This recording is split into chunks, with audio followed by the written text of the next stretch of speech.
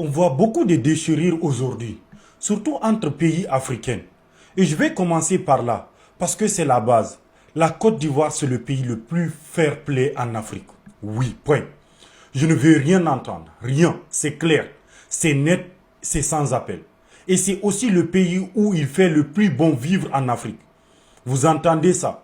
Le plus bon vivre, la joie de vivre, c'est ici, la paix, l'accueil. Moi, j'ai appris à connaître les Ivoiriens quand je suis sorti de l'Afrique. Et je vous le dis, ce pays, c'est une pépite. Une pépite. Vous voulez un exemple de tolérance, de coexistence? Regardez la Côte d'Ivoire. Regardez combien d'étrangers y vivent. Des millions, des millions. Plus de 2 millions Sénégalais, des Maliens, Burkinabés, Guinéens, tous ensemble, tous respectés, tous intégrés. Alors ne venez pas me parler de divisions parce que la Côte d'Ivoire, elle montre l'exemple. Maintenant, parlons du Sénégal, le pays de la Teranga. Oui, la Teranga, cette valeur sacrée, cette réputation mondiale. Mais aujourd'hui, il y a une génération sénégalaise qui est en train de gaspiller ça, de gâcher tout ce qu'on connaît du Sénégalais. Tout. Et pourquoi? À cause de l'orgueil, à cause de la haine, à cause de l'incapacité à perdre. Vous avez vu ce qui s'est passé au Maroc. Vous avez vu ce qui s'est passé contre la Côte d'Ivoire. Vous avez vu contre la France. Vous avez vu les insultes, les provocations, les lives, les vidéos. Des gens qui se permettent tout parce qu'ils savent que derrière un écran, il n'y a pas de conséquences. Et ces gens-là, ils se disent influenceurs, des faux influenceurs. Influenceurs de quoi? De la haine, de la division. Parce que le football, lui, il est censé nous rapprocher, pas nous diviser, pas nous opposer, pas nous faire haïr. Et attention, je vais être clair. Ce n'est pas parce que je suis obligé de soutenir un Guinéen. C'est pas parce que je suis un Ivoirien que je suis obligé de soutenir un Burkinabé, un Malien ou un Sénégalais. Non, c'est hors de question. Le football, c'est ça. Tu soutiens qui tu veux. C'est ton droit, c'est ta passion. Mais ce n'est pas une excuse pour insulter un pays entier. Parce que la vérité, c'est que la majorité des Sénégalais, ce sont des gens bien, des gens fiers, des gens accueillants. Mais aujourd'hui, une minorité bruyante de faux influenceurs qui se disent sénégalais, qui se disent maliens, qui se disent ivoiriens, qui se disent je ne sais quoi, est en train de tout salir. Et surtout les Sénégalais, vous allez laisser des énergies humaines qui se disent influenceurs venir gâter tout ce que les Sénégalais, les vrais Sénégalais ont construit. Est-ce que vous allez laisser passer ça? Vous allez laisser passer ça? Des personnes qui se font appeler des influenceurs, des faux influenceurs qui n'influencent personne, venir gaspiller tout ce que les Sénégalais ont construit. Les vrais Sénégalais, est-ce que vous êtes capable d'accepter ça? Alors qu'il faut que ça s'arrête. Il faut que ça s'arrête avant que ça soit trop tard. Parce qu'en fait, ce n'est pas ce que les gens pensent. Mais c'est ce qu'il faut, ces faux influenceurs qui lancent des lives, qui permettent à des personnes de venir monter dans les lives, à insulter, parce que c'est ça qu'on voit. C'est ça qu'on voit. Des gens qui montent dans les lives, des influenceurs sénégalais pour insulter la mère des Ivoiriens, pour détruire un pays entier. Parce que les Ivoiriens, eux, ils ont le droit de rigoler sur les Sénégalais, parce qu'ils ont perdu contre la France. Les Ivoiriens ont le droit. Ils ne sont pas obligés de supporter. Et combien de millions d'Ivoiriens ont soutenu le Sénégal? Ce n'est pas parce que certains n'ont pas supporté le Sénégal qu'ils vont commencer à insulter tous les Ivoiriens, tout le pays, tous les peuples. À un moment donné, il faut que ça s'arrête. Maintenant, il faut taper sur la source. Et la source, c'est quoi? C'est ces faux influenceurs. Ces gens qui lancent des lives, qui attisent la haine, qui donnent la parole à des énergies négatives. Et ce sont les vrais responsables. Alors maintenant, il faut taper sur la table. Il faut taper sur la table.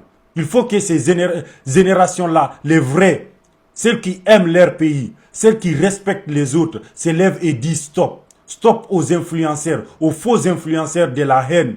Stop aux lives toxiques. Stop aux générations. Stop à cette image de l'Afrique divisée. Parce que vous savez quoi? Vous oubliez une chose. Une seule. Mais elle est capitale. La Côte d'Ivoire, c'est le pays d'Afrique qui accueille le plus d'étrangers. Le plus. Des millions de Sénégalais y vivent. Des millions de Burkinabés, des Guinéens, des Maliens. Alors comment pouvez-vous, comment osez-vous insulter un pays qui vous a tout donné, qui vous a accueilli, qui vous a protégé? qui vous a permis de vivre décemment. Le football doit nous rassembler, pas nous diviser. Et si vous ne comprenez pas ça, alors vous n'avez rien compris à l'Afrique. Rien. Alors tapez du poing sur la table. Parce que si on ne fait rien, ces influenceurs, ces provocateurs, ils vont continuer et l'Afrique, elle va en payer le prix. Parce qu'ils sont là pour chercher du buzz. Qu'on se dise la vérité. Voilà. À un moment donné, il faut que ça s'arrête. Quand on veut parler du continent africain, on ne devrait plus parler de nos petites identités. Je suis sénégalais, je suis malien, je suis ivoirien, je suis congolais. On ne devrait plus parler avec ce langage-là. Notre mission sur la toile, c'est de parler de ce qui avance pour mieux vendre notre continent. Mais malheureusement, notre génération a échoué. Notre génération a échoué parce qu'on ne connaît réellement pas pourquoi nous sommes sur les réseaux. Pourtant, on devrait se donner une mission quand on s'investit sur les réseaux. Avoir une mission, avoir un projet digital, avoir une ligne éditoriale qui respecte les canons.